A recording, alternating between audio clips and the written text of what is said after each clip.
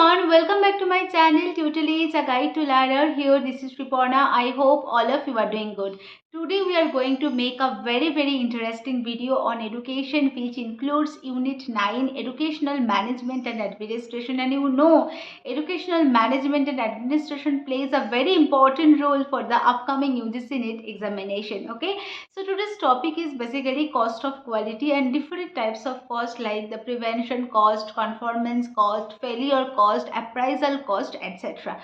Okay, so now going to the main discussion. But one thing, if you have missed my last session, so just go and check my first comment and my description box where my last session link is already provided. So if you like my video, so please do one like, share and comment, and please do some support and subscribe my channel for getting more useful session. So let's start the session. So learner, today's topic is cost of quality, and you know cost of quality is one of the most important topic for upcoming examination, upcoming UGC NET examination. So at first we have to know what do you mean by a cost of quality. So cost of quality is basically the summation of the cost of conformance and the cost of non-conformance. Okay, so it is basically a method for calculating the cost companies incur, ensuring that products meet quality standards as well as the cost of producing goods that fail to meet the quality standard. So basically, cost of quality is not the cost of quality products or services, and basically it is the cost of non quality product or services. Okay, so that term basically refers to the cost that are incurred to prevent defect and remove the defects from the product or service. I think what do you mean by a cost of quality is clear to everyone. So now going to the next concept, that is cost of conformance. And because we have already told, cost of quality is divided into two parts and it is the summation of the two types of cost. So what is cost of conformance? So cost of conformance is basically the cost of providing products as per the required standards. It can be termed as a good amount spent. So those amount of money basically spent for a good quality for the products or service. So that amount of money, that amount of cost basically called as cost of conformance. On the other hand, cost of non-conformance is basically refers to that amount of money which is basically unnecessary spend for producing different types of products or services. So cost of quality can be classified into four categories. The first one is prevention cost, second one is appraisal cost, third one is failure cost. So cost of conformance is basically the prevention cost and the appraisal cost. So what is the example for the cost of conformance? That is appraisal cost and the prevention cost. And cost of the non-conformance example, so example of the non-conformance is cost is failure cost, and failure cost is divided into two parts. So that's why cost of quality is classified into four categories. So prevention, appraisal, external failure cost and the internal failure cost. So learner, let's start discussion on the different types of cost.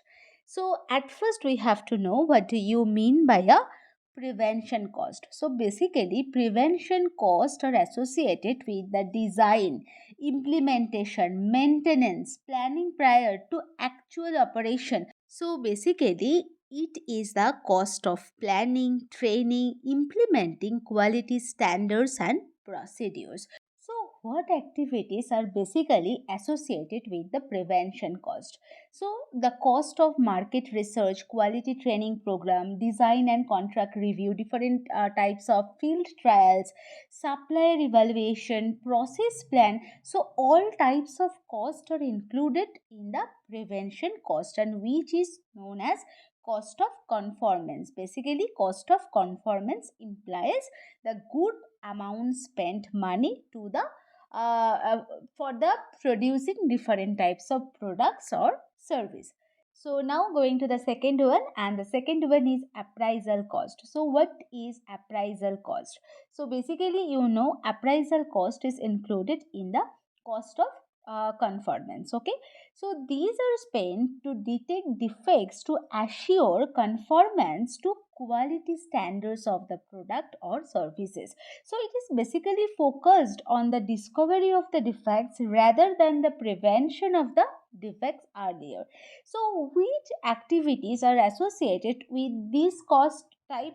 So basically prototype testing, vendor surveillance, final inspection, laboratory testing, quality audits, all costs are basically related to the appraisal cost. So appraisal cost is the cost of inspecting, testing, auditing the quality of the products, processes and services. So it is the sum of cost of checking if things are correct. And appraisal cost is the second largest category cost. Okay, now going to the third one, and that is failure cost. And failure cost is included in the cost of non-conformance, and non-conformance implies unnecessary amount of money spent for producing different types of product or services. So at first we have to know what do you mean by a cost of non-conformance. So basically cost of non-conformance is a failure cost, and which is associated with the process not being operated to the requirements. Okay, and this type of cost is basically divided into two parts. The first one is internal failure cost and the second one is external failure cost. So what is internal failure cost? So internal failure cost is basically occurs when results of work fail to reach designated quality standards and which are detected before transfer to the customer takes place. Okay, so it is basically the cost of correcting defects and errors before they reach the customer. For example, we can say the internal failure cost is basically related with the any cost for design changes, excess innovation, rectification, rejection in manufacturing sector, and troubleshooting, investigation of defects, and etc. So it is the cost of correcting defects and error before they reach the customer. Now going to the last one, that is external failure cost. So external failure cost occurs when the product from a process fails to reach quality standards and is not detected until after transfer to the customer.